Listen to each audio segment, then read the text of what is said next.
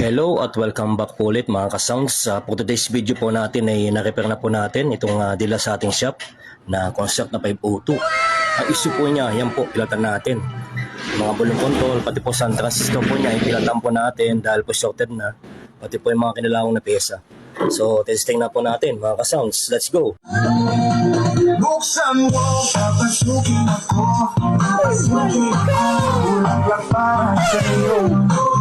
Ano bang gusto mong gawin ko Okay na po. para mahalin mo?